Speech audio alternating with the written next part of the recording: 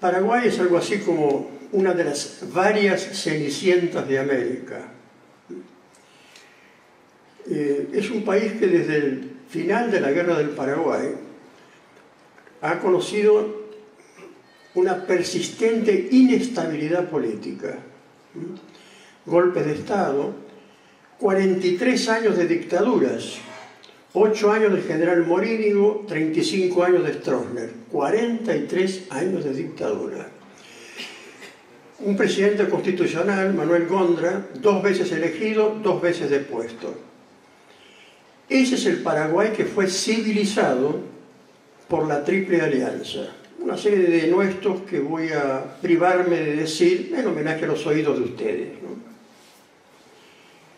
¿Qué clase de Paraguay era ese que concitó tanto odio de parte de una coalición que sacó la cara, más aquellos que ayudaron a financiarla, concretamente el capital inglés? Los empréstitos ingleses a la Argentina del general Mitre y después de Sarmiento, los empréstitos al Brasil, permitieron que la guerra se prolongara 5 años, porque de no ser por ese dinero, ni la Argentina ni Brasil tenían la capacidad financiera para continuar financiando la guerra. Las cosas eran de una naturaleza tal, y voy a insistir un poco sobre la intervención inglesa, porque hay gente que está muy empecinada en negarla, como si hiciera una cuestión así de falsear la historia cuando uno menciona la participación inglesa. Acá en la ciudad de Buenos Aires había una sucursal de un llamado Banco de Londres que diariamente le entregaba dinero a la tesorería, así se llamaba, del general Mitre. Y a Inglaterra había ido a negociar el empréstito un personaje que había sido empleado de una casa financiera británica, Norberto de la Riestra. La guerra del Paraguay puede ser vista desde varios ángulos. Yo la vi desde el ángulo de la formación del Estado argentino. El Estado argentino no se entiende si se prescinde de considerar la guerra civil que comienza en 1861 y termina bien avanzada la década del 70 con las rebeliones de López Jordán en Entre Ríos. Son muchos años de guerra civil. Sobre todo, Javier hizo alusión a un libro mío que se llama 5 años de guerra civil. En ese libro yo me refiero concretamente a cuál fue la respuesta de los argentinos que en muchos casos no sabían que eran argentinos porque no existía todavía una conciencia nacional, por lo menos en las amplias masas, pero en todo caso los criollos de pata al suelo, que siempre fueron las víctimas de las razias militares, ese pueblo protagonizó uno de los momentos épicos de la historia argentina, que ha sido deliberadamente ocultado o soslayado por una historia oficial que consideró algo así como un deshonor que gente de aquella época, argentinos de aquella época, se hayan negado a ir al Paraguay, hayan huido de los reclutadores, o en el caso de Urquiza, que 2 ejércitos, que Urquiza había concentrado en 2 localidades enterradas, Toledo y Basualdo, un buen día se les desbandaron los 2 ejércitos con los oficiales a la cabeza. Eso contrasta esa poca voluntad o ninguna voluntad de pelear por una causa que no reconocían de ninguna manera como propia, o en todo caso porque la guerra en sí era una maldición, y eso lo sabían los criollos de pata al suelo, porque desde los tiempos coloniales el peor destino a que se podría enviar castigado a un criollo era al famoso Fortín de la frontera, es lo que cuenta Martín Fierro, ¿no? La tradición desgraciada que tenía para ese pueblo, bastante fresca todavía, estamos hablando de 1865, era que la guerra era una desgracia. Y ese pueblo se resistió a él. Por contraposición, y eso impresionó mucho al comandante en jefe del ejército argentino anterior al conde Deu, que se llamaba el duque de Caxias, fue el denuedo con que el pueblo paraguayo peleó. Peleó hasta el último hombre, hasta el último niño y hasta la última mujer. Un denuedo que el duque de Caxias no lo entendía, porque los ejércitos reclutados por Brasil y los que consiguió reclutar el general Mitre, oficiales aparte, eran de gente tomada por el cogote directamente, llevada por la fuerza a alguna guarnición, entrenada rápidamente, enfundado un uniforme militar y a pelear. Esos ejércitos argentinos y brasileños de ninguna manera estaban animados por el espíritu de la guerra contra el Paraguay. Los brasileños llevaron muchos negros esclavos, y ahí voy a recordar una anécdota personal que recordé en muchas oportunidades, pero me parece que es muy significativa. Yo tuve en un curso de posgraduación en Brasil,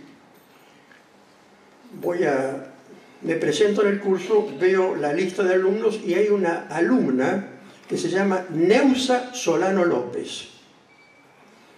Bueno, termina la clase y yo digo, Neusa, ¿quién es Neusa? Y parece una negrita muy simpática. Pero estaba haciendo un curso de postdoctorado. Le digo, Neusa, ¿cómo es la cosa? Dice, sí, ya sé, dice. Mi bisabuelo fue uno de los pocos negros que salvó la vida, y entonces como premio le daban la libertad, le dieron la libertad. Él tuvo que elegir un apellido y se apersonó a lo que aquí podríamos llamar el registro civil. Ahí se llamaba cartorio. Bueno, y cuando le preguntaron qué apellido elegía, dijo Solano López. Y evidentemente el burócrata que lo anotó probablemente después fue fusilado, porque haber aceptado que alguien, un negro, tuviera la osadía de ponerse ese apellido. Pero en todo caso, desde el punto de vista simbólico, ese negro representó de alguna manera el conjunto del ejército brasileño. Y el ejército argentino estuvo representado por todos aquellos que huyeron y que además obligaron al general Mitre a retirar gran parte del ejército argentino para reprimir las rebeliones internas. 5 años de guerra civil que fueron ignorados o soslayados por la historia que se sigue enseñando todavía. Una historia que algunos profesores han tratado de justificar esa ausencia diciendo de que aquella fue una guerra exterior. Eso no es ignorancia, sino que es mala fe. Con lo cual estoy diciendo lo siguiente: las disputas políticas, ideológicas, culturales son tan feroces en el campo de la escritura de la historia como en el campo de la política. Eso yo inclusive lo sé por haberlo sentido. No voy a decir en carne propia porque la tengo íntegra toda la carne, pero bueno, en el espíritu. El Paraguay cometió el grave error no planificado de desarrollarse como un país autónomo, es decir, donde las resoluciones fundamentales eran tomados por jefes de gobierno o estadistas sin tomar en cuenta los intereses foráneos, que en este caso eran los de Inglaterra. El fundador del Paraguay autónomo fue Gaspar de Francia. Era un abogado formado en la Universidad de Córdoba, un hombre de ideas muy progresistas, lector de los subversivos de la Revolución Francesa, interesado en la astronomía, en la química, etc., ¿no? Y además, Gaspar de Francia consumó la única revolución en el antiguo virreinato del Río de la Plata. La que intentó Artigas fue abortada, la que intentó Castelli en el norte fue abortada, fue una derrota militar, y la de Moreno, en su famoso plan de operaciones, quedó simplemente como un texto que en todo caso inspiró las recomendaciones que Moreno dio a Castelli, cuando Castelli, en calidad de comisario político, fue al norte acompañando al ejército. Es decir, de las varias tentativas que hubo de unir independencia con cambio estructural, la única que realmente logró ese cambio estructural fue la que encabezó ese abogado, Gaspar Rodríguez de Francia. A partir de ahí, de haber roto con la herencia colonial, de haber alfabetizado, el pueblo paraguayo en 1823 estaba casi totalmente alfabetizado. Eso lo comprobó un naturalista francés que venía de un país de Francia en 1823 donde todavía el 80% de los franceses eran analfabetos. Y no quería creer, no podía creer de que el campesino guaraní leía en guaraní, con un alfabeto castellano, y sobre todo leía las cartillas que Francia escribía mostrando cómo era posible, por ejemplo, duplicar la cosecha anual de maíz. Recuperar antiguas prácticas agronómicas de los guaraníes que habían sido olvidadas, enterradas en el olvido por el sistema colonial. A partir de ese momento, la dinámica de Paraguay es una dinámica de autonomía y que además reacciona frente a los errores de la primera junta y los posteriores intentos de la burguesía mercantil de Buenos Aires de alguna manera doblegarlo. Nunca lo doblegaron. Es decir, esos intentos lo único que hicieron fue, en todo caso, acrecentar esa vocación autonomista que además tenía antecedentes históricos en una célebre sublevación autonómica de tiempos coloniales. Belgrano eso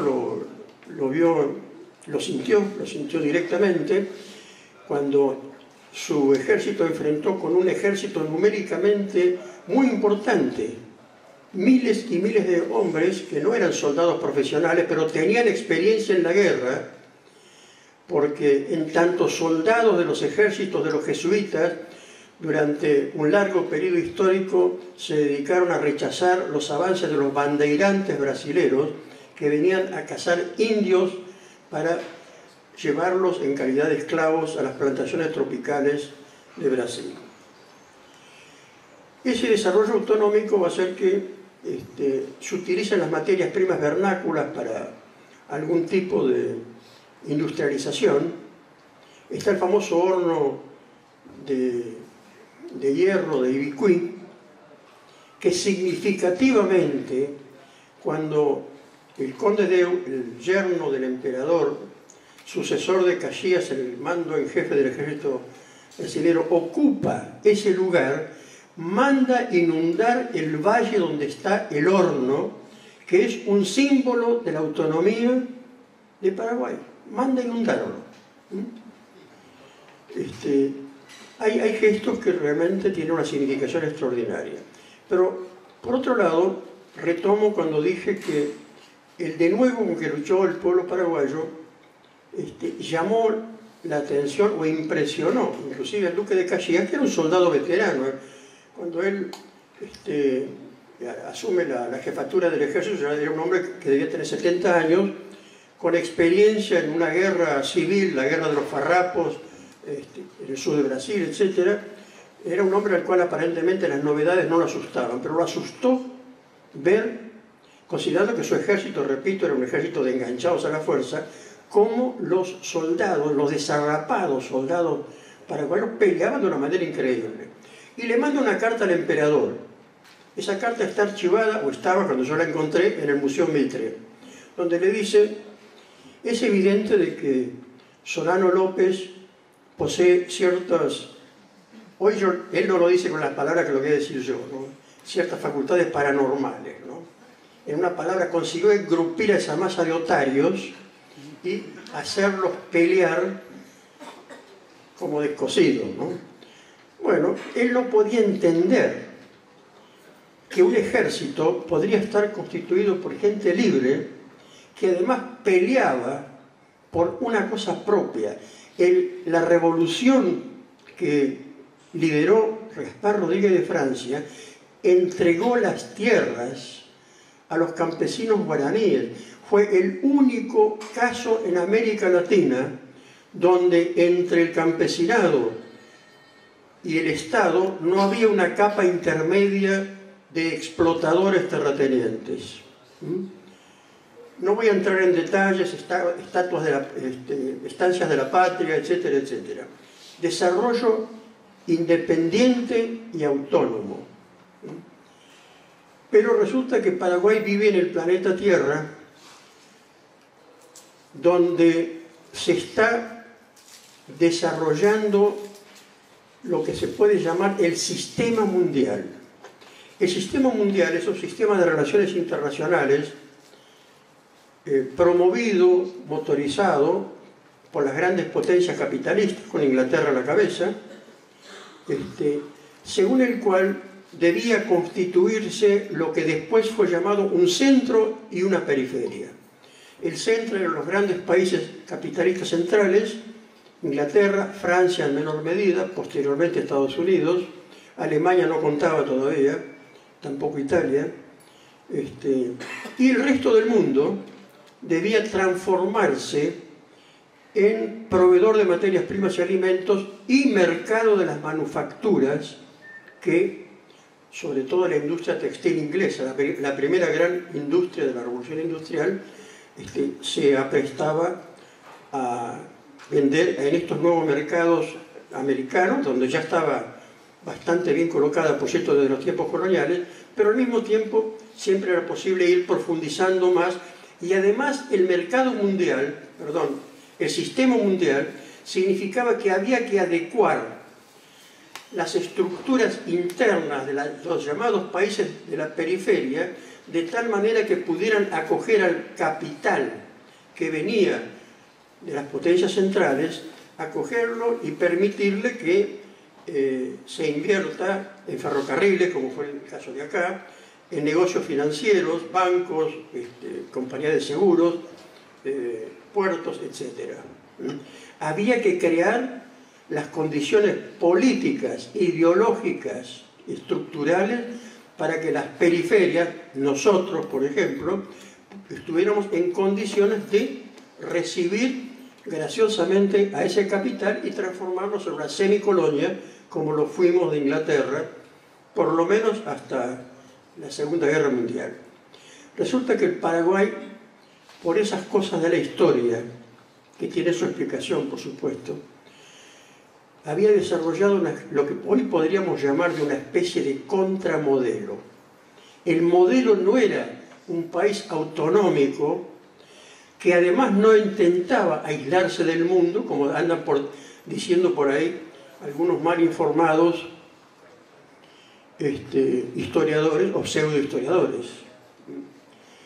Solano López, enterado, sabiendo que la industria textil del algodón inglesa, que era la industria más importante, la primera gran industria de la revolución industrial, tenía una crisis del algodón por la guerra civil en los Estados Unidos, que la guerra civil termina en 1865, pero resulta que el sur de los Estados Unidos es el gran proveedor de la materia prima de la fundamental industria inglesa. La crisis que sobreviene en Inglaterra es brutal. Entonces, Inglaterra manda gente, acá a estas latitudes mandó un cónsul Hutchinson, para ver si era posible recoger algodón en Santiago del Estero, donde anduvo Hutchinson, y eventualmente en Paraguay. Solano López, sabiendo eso, mandó traer, por ejemplo, de Inglaterra, las semillas del tipo de algodón, fibra larga, que necesitaba la industria textil inglesa para plantar en su país. El algodón paraguayo no era el que requería la maquinofactura textil. Por otro lado, mandó a pedir a Estados Unidos desmotadoras, las máquinas más modernas, y como una política que había iniciado su padre, continuaban mandando a las industrias inglesas más avanzadas a jóvenes paraguayos becados para instruirse en las últimas tecnologías. Es decir, no era ni bárbaro, ni retrógrada, ni quería tampoco encerrarse. Pero era un contramodelo de aquello que estaba siendo impuesto a nivel mundial. Una potencia como Inglaterra no necesariamente iría a participar en la guerra con tropas, por supuesto que no. Pero aquellos que argumentan que no hubo tropas inglesas, realmente, vuelvo a decir, o desconocen o tienen mala fe. Inglaterra prestó dinero, pero además de prestar dinero, los diplomáticos ingleses acompañaron todas las tratativas diplomáticas que llevaron a la creación de la Triple Alianza. Había un diplomático en Buenos Aires llamado Thornton, y Letson era el ministro inglés en Montevideo, que estaban permanentemente junto con los negociadores argentinos y brasileños, y Thornton llegó a participar en reuniones del gabinete de Mitre. ¿Qué pensarían ustedes si hoy en el gabinete actual la señora de apellido hispánico, que es embajadora de los Estados Unidos, se sienta y opina? Además, un sucesor del ministro Thornton se llamaba Christie, en su correspondencia que ha sido publicada, le da consejos al gobierno de Mitre cómo reprimir a los levantamientos de Felipe Varela, de los Colorados, etcétera, etcétera, de esos que configuraban en su conjunto los 5 años de guerra civil. Previo a la guerra hubo una campaña de prensa. Las campañas de prensa no son un invento actual. En esa campaña de prensa intervino una de las mejores prosas de la lengua castellana del siglo XIX, Domingo Faustino Sarmiento. Y se trataba de mostrar, anticipándose a la guerra, que se trataba simplemente de civilizar a un país hermano, vecino, etcétera, etcétera, tratando de demostrar que la barbarie había tomado cuenta de ese pueblo noble, de campesinos guaraníes y demás. Todo eso dicho en jerga popular, jarabe de pico. La preparación hizo que los jóvenes de la burguesía de Buenos Aires se sintieran muy inclinados a entrar al ejército, que fue al Paraguay, en calidad de oficiales. Iba a ser un paseo militar, volverían seguramente con muchas medallas y sus méritos masculinos se verían sin duda realzados frente a las damitas de Buenos Aires. Mitre, en un momento dado, después de la batalla de Curupaytí, que fue un desastre para el ejército argentino, se le queja al vicepresidente de que los oficiales se van de licencia y no vuelven más. Desertan, eso se llama desertar. Cuando un soldado desertaba, se lo fusilaba. Es la ley de la guerra. En cambio, los jóvenes de la burguesía mercantil porteña, cuando desertaban, se quedaban cómodamente en su casa quejándose del barro y de los mosquitos. Ese país fue destruido.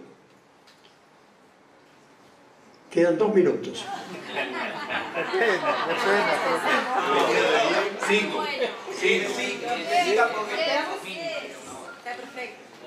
Es maravilloso el señor. Lo vamos a negociar acá con Javier. No se olvide que Horacio, antes de irse, me dijo que esperaba que yo me portara bien. Yo tengo que obedecer acá a la jefatura de este evento. Yo en realidad, si hubiera sido un poco más normal, hubiera dicho que está muy bien que el canal haga este tipo de cosas, y que lo digo ahora, bueno, está bien, no importa. Tiene más minutos entonces. Sí. Sí, para esto. A mí me enseñaron la práctica de la demagogia, ¿no? Bueno, Ojalá que el canal pueda hacer sobre otros hechos así fundamentales de la historia argentina este tipo de confrontamientos entre profesores o historiadores de distintas tendencias, ¿no? Bueno, el Paraguay fue destruido. ¿Cuáles fueron los primeros actos de gobierno del gobierno títere que se instala? Uno de los símbolos de la independencia económica y de la autonomía paraguaya era el ferrocarril. El ferrocarril, que era propiedad del Estado, construido con la ayuda de ingenieros ingleses contratados por el Estado. Se vende el ferrocarril, como dicen los brasileños, a precio de banana, ¿no? E Inglaterra, que se había negado a vender barcos de guerra a Paraguay, que los tenía encargados, que se había negado a prestarle dinero a Paraguay, que también quería el empréstito, graciosamente le ofrece un empréstito, creo que era 1 millón de libras esterlinas. Pero ese empréstito que llega al Paraguay siempre llega muy disminuido porque los financistas ingleses, igual que los de ahora, se descontaban por anticipado los intereses y las 2 primeras cuotas de las amortizaciones. Es el empréstito Baring en una versión un poco más posterior. El dinero que llega, lo que llega, la parte de ese dinero, el Paraguay se endeuda por 1 millón de libras, pero deben llegar 500.000. Pero ese dinero no va para la reconstrucción de un país destruido, va para pagar los gastos de guerra de los triunfadores. Los triunfadores se quedaron con un pedazo considerable del territorio paraguayo. La provincia de Formosa, Mitre pretendía un pedazo del Chaco, pero un presidente norteamericano laudó a favor del Paraguay. Y Brasil se quedó también con un pedazo muy considerable de lo que hoy es Mato Grosso del Sur. En aquella época decían de que Brasil había salido ganando porque había unos yerbatales muy ricos en esa zona. Si te parece, sos el primero en intervenir después de la intervención de León. ¿Bien? Y está León, Mario, y vas a ser el primero en la lista ahora después. Aprovechemos es bastante al más difícil para grande, nosotros. León Pomer, hermano. Es muy Cálmese. interesante la posibilidad de hacer estas reuniones para discutir, para pensar, pero tenemos que mantener ciertas pautas de orden, entre otras cosas por lo que decía Fernanda. Así que, por favor, se entiende que es muy doloroso, más vale que sí. Es una herida sangrante. Tremendo. Perdemos tiempo nosotros. Es así. León. Bueno, de todos modos voy terminando. Yo empecé con lo que pasó con Lugo. Lo que pasó con Lugo es una consecuencia de haber acabado con aquel Paraguay autónomo que cometió el error de, sin pretender hacerlo, enfrentarse con el esquema de organización internacional que acabó siendo organizado por las grandes potencias capitalistas, el llamado Sistema Mundial de Relaciones Asimétricas. De modo que, si para algo sirve la historia, y yo cuando estudiaba historia muchas veces me pregunté si sirve para algo, ¿no? Bueno, sirve para entender, en todo caso, que lo que viene ocurriendo en el Paraguay desde 1870 es un producto de todo lo que aconteció anterior, de fuerzas que no podían convivir con esa manifestación de autonomía nacional.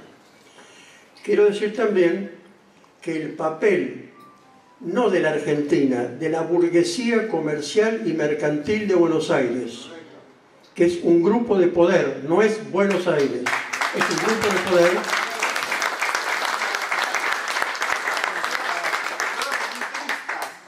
no veía con buenos ojos, en la época del dejar hacer y del dejar pasar, el no poder hacer libremente negocios en el Paraguay, donde el Estado, contrariando las normas del liberalismo desde Adam Smith en adelante, monopolizaba el comercio interior, el comercio exterior y era dueño de estancias y dueño de fábricas. En aquella época, la consigna de que Estado o mercado estaba planteada exactamente en los términos de hoy. Por supuesto, el ideario liberal, cuyo primer teórico importante realmente fue el padre de la economía política, Adam Smith, era que el Estado debía jugar un papel de apoyo, de guardián nocturno en todo caso, pero era el mercado que se regula y derrama después sus bienestares o sus malestares sobre el conjunto de la sociedad.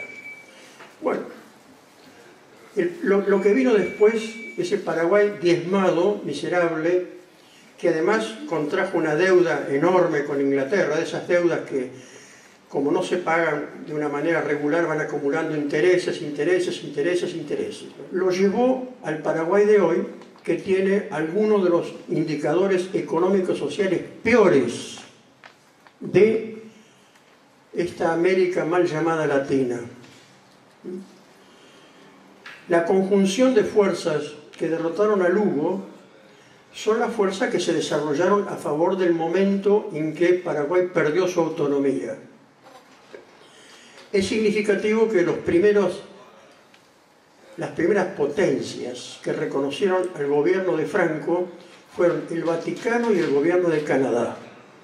El gobierno de Canadá, porque la mayor multinacional mundial del aluminio se llama Alcan, que es la que pretendía y pretende aprovechar la energía eléctrica que Paraguay tiene en cantidades industriales a precio muy barato para fabricar aluminio en Paraguay. Lugo, que se dio cuenta de que la presencia de semejante empresa en ese país, con una inversión que Alcan hablaba de 4.000 millones de dólares, significaba de hecho un poder absolutamente imposible de contrarrestar desde el Estado. La capacidad de corrupción, que además la corrupción fue estimulada intensamente por el stroessnerismo, pero la capacidad de corrupción de semejante potencia de aluminio hubiera sido definitiva. Bueno, Canadá fue el primer país que reconoció, el segundo fue el Vaticano. La jerarquía eclesiástica no solamente no le perdonó a Lugo el haberse metido con los pobres, y de hecho haber un poco largado la sotana, ¿no? Pero de alguna manera esa jerarquía, no hablo del clero en general, tradicionalmente estuvo muy vinculada a los sectores de poder, solo que generalmente no protestaron contra el stroessnerismo. A diferencia de los tiempos de Francia, cuando Francia llamó a todos los curas y les dijo: de aquí en adelante, ustedes que son alfabetizados, van a alfabetizar al pueblo paraguayo. Nacionalizó la iglesia paraguaya. Bueno, finalmente todo llega a un término, yo ya estoy llegando, y me pasé de los 5 minutos, pero seguramente Javier me va a perdonar. Bueno.